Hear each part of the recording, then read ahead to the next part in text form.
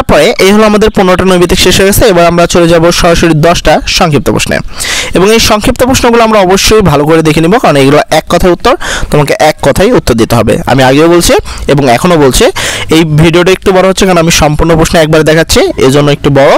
এবং তোমাদের একটি মূল কথা বলে দিই, এই প্রশ্নপত্রের সম্পূর্ণ জিনিস কিন্তু আপলোড করা রয়েছে আমাদের চ্যানেলে। তোমরা চাইলে সেখানে যে প্রত্যেকটা প্রশ্নের উত্তর, সঠিক উত্তর খুঁজে পেতে পারো। আর অন্যথায় তোমাদের কিন্তু অনেকটা হয়রানি হতে হবে, কোনটা সঠিক কোনটা ভুল, কোন প্রশ্নের উত্তর কোনটা, এটা নিয়ে অনেক বিকৃতি বা বিভ্রান্তিতে পড়তে পারো। তো চলো আমরা এক কথায় প্রশ্নের উত্তরগুলো দেখে নিই।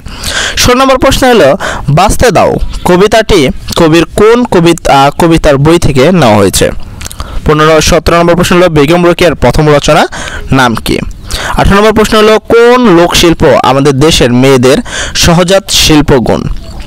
19 নম্বর প্রশ্ন হলো, অত্যাচারী শব্দের সঠিক উচ্চারণ লেখো। 20 নম্বর প্রশ্ন হলো, তিনি অনেক বড় মানুষ, মনের মানুষ, এই বাক্যে বড় শব্দটি কোন অর্থ প্রকাশ করেছে? 21 নম্বর প্রশ্ন, সাবাস বাংলাদেশ, এই বাক্যে সাবাস শব্দের শ্রেণী কোন শ্রেণীর? তারপর চলি আমরা 22 নম্বর প্রশ্নে। 22 নম্বর প্রশ্ন হলো,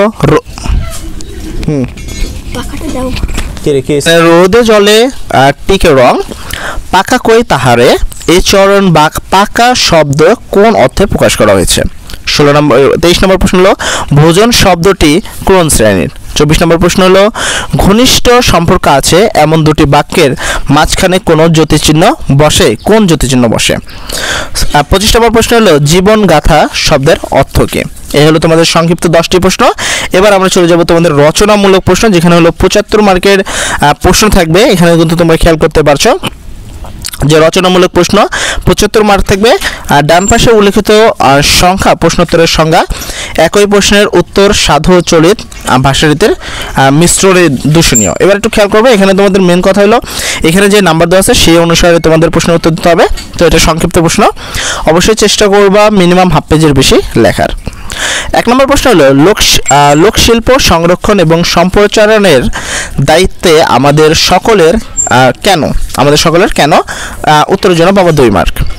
2 নম্বর প্রশ্ন, বলবো মাকে ভয় কি গো মা, বাণিজ্যইতে যাই বলতে কবি কি বুঝিয়েছেন? এই প্রশ্নের জন্য 2 মার্ক পাবা। 3 নম্বর হলো, কবি সবাইকে আজ বাঁচতে দিতে বলেছেন কেন? এখানেও পাবা 2 মার্ক।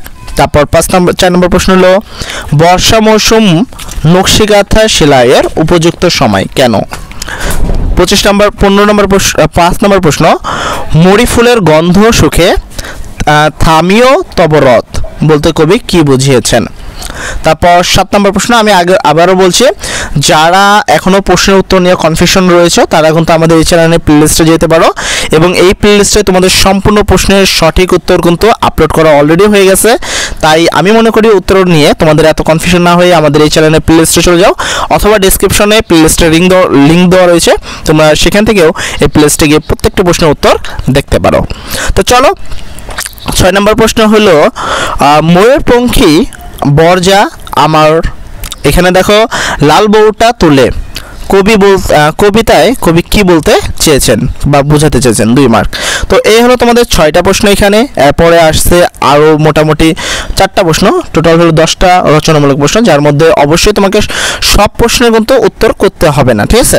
এখানে যে 10টা প্রশ্ন আছে এই 10টা প্রশ্ন তোমাকে উত্তর করতে হবে, 10-এর জন্য তুমি পাবা 20 মার্ক। তবে নিশ্চয়ই দেখো যেগুলো 3টে প্রশ্নের উত্তর কথা বলছে। আচ্ছা দেখ, আমি এখানে এটা নিয়ে পরে কথা বলি। এখানে 7 নম্বর প্রশ্ন হলো, খাদি কাপড়ের বিশেষত্ব কি? তোমাকে লিখতে হবে মিনিমাম 4টা টপিক অপশন লিখবা, ঠিক আছে?